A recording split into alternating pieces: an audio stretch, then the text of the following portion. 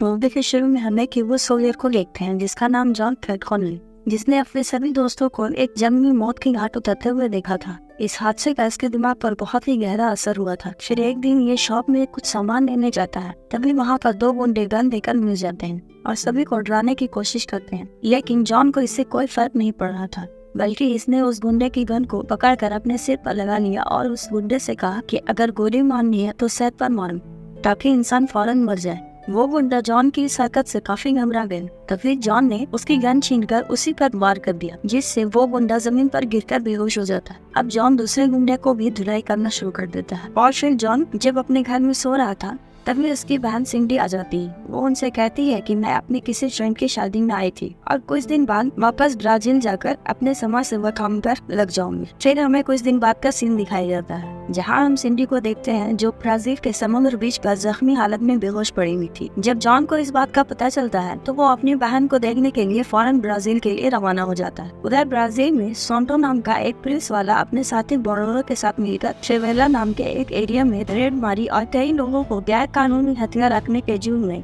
Arrest कर लिया। तभी वहाँ पर एक लेडी पुलिस ऑफिसर आ जाती है जिसका नाम कैटरीना है। वो इन लोगों को अरेस्ट करने से मना करती है क्योंकि इस एरिया में कैटरीना की ड्यूटी थी। लेकिन सैंटो कैटरीना की बात नहीं सुनता और उसे चुप रहने के लिए कहता है। तभी वहाँ पर मौजूद एक लड़के ने सैंटो को पत्थर मार दिया। इससे सैंटो को खतरनाक गुस्सा आ जाता है और अपनी गन निकाल करके लड़के पर पॉइंट कर देता है। ये देख करके वहाँ के सभी लड़कों ने अपनी गन निकाल कर सैंटो पर पॉइंट कर देता है। इससे सैंटो की फट गई और उसने अपने हाथ खड़े कर दिए। यहाँ पर सैंटो उन लड़कों को चैलेंज करता है कि अगर तुम में हिम्मत है तो मेरे आदमी से फाइट करो। अगर तुम जीत गए तो मैं कभी इस एरिया में कदम नहीं रखूंगा। असल में ये सभी लड़के गैंगस्टर थे। वो इस चैलेंज को एक्सेप्ट कर लेते हैं। तब अपने दोस्त बोरोरो को फाइट करने के लिए कहता है और इससे फाइट करने के लिए वही लड़का आता है जिसने सैंटो को पत्थर मारा था। बोरोरो मार्शल आर्ट में माहिर था, इसलिए वो उस लड़के पर भारी पड़ जाता है। थोड़ी देर में बोरोरो उस लड़के को पछाड़ देता है और फाइट जीत जाता है। अब सैंटो जाते हुए इन लड़कों को धमकी देता है कि मैं बहुत जल्दी वापस आऊंगा। उधर जॉन भी ब्राजील पहुंच चुका था, जिसे लेने के लिए एक पुलिस ऑफिसर आती है जिसका नाम रेडली है। यहाँ से सीधा जॉन हॉस्पिटल जाता है और अपनी बहन सिंडी को देखता है जो बहुत सीरियस हालत में थी। सिंडी के जख्मों को देखकर जॉन की आंखों के सामने वॉर वाले सीन घूमने लगते हैं। तभी यहाँ पर सैंटो आ जाता है जो इस केस की छानबीन कर रहा है। यहाँ पर रेडली जॉन को सैंटो से मिलवाता है और जॉन से कहता है कि सैंटो इस बारे में बहुत जल्द पता लगा लेगा। लेकिन जॉन भी इसके बारे में पता लगाना चाहता था, इसलिए वो सैंटो को कहता है मुझे उस जगह पर ले चलो जहाँ पर सिंडी ऐसी हालत में पड़ी हुई थी। अब सैंटो जॉन को उस लोकेशन पर लेकर जाता है। वहाँ पहुँचने पर जॉन की मुलाकात कैटरीना से होती है। तभी जॉन अचानक से कैटरीना की गन निकाल करके एक कार पर अंधाधुंध गोली चला देता है। असल में जॉन को उस कार में बॉम्ब की आवाज सुनाई दी थी, जिसे उसने ब्लास्ट होने से पहले ही खत्म कर दिया। जॉन को ऐसा करते देख सैंटो ये देखकर समझ गया कि ये बहुत ही खतरनाक आदमी है, इसलिए वो कैटरीना को जॉन पर नजर रखने के लिए कहता है। फिर कैटरीना जॉन को लेकर आती है और यहाँ के